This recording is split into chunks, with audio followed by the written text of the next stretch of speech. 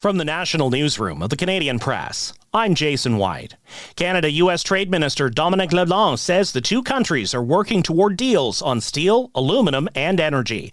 He says closed-door talks at the White House today with U.S. President Donald Trump were more detailed than in the past. The conversation between the two leaders left us very much with the sense that there's a desire to see how we can, starting with the steel and aluminum sectors, structure something that would be in the economic and security interests of both countries. Prime Minister Mark Carney did not make himself available to media and did not respond when reporters shouted questions as he left the White House.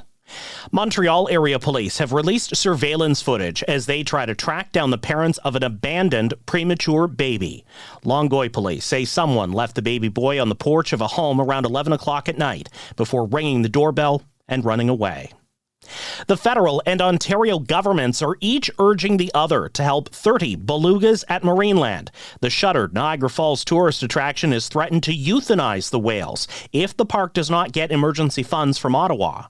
Ontario Premier Doug Ford says the federal Liberals need to act. Now the federal government declined a permit to move them and allow these whales to live a better life.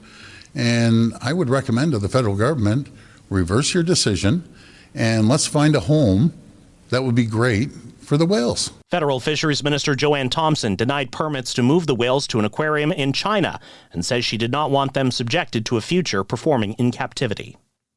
Freedom Convoy leaders Tamara Lich and Chris Barber will spend no more time in jail.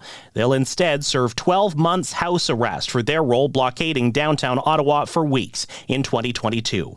Barber gets an additional 6 months curfew, Lich 3.5 months. Her lawyer, Lawrence Greenspan, says Lich is not apologetic for her actions. She has not indicated to the court that she's remorseful for what she did. She did, however, in the letter in response to the mayor on February the 12th, indicate that she recognized that there was an impact on the people of Ottawa and the businesses. He says Lich and Barber are considering appealing their mischief convictions, but not the sentences. Some Alberta teachers are trying to figure out how they'll make ends meet without their regular paycheck. A province-wide teacher strike is now into its second day, mostly centered on wages and working conditions. Toyota is recalling about 32,000 vehicles in Canada. The rear-view cameras may not display when backing up.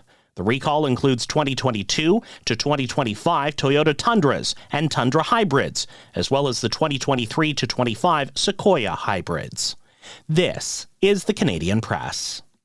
In sports, the Toronto Blue Jays face the Yankees tonight in New York as the Jays look to advance to the American League Championship Series for the first time since 2016.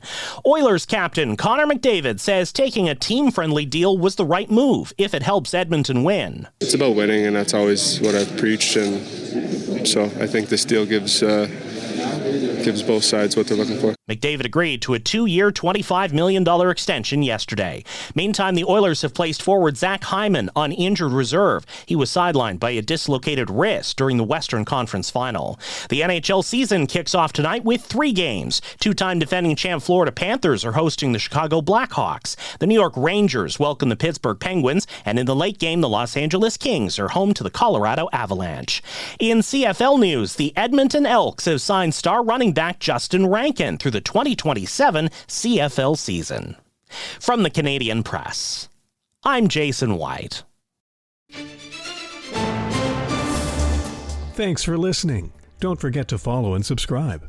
For more of today's top stories, visit thecanadianpressnews.ca.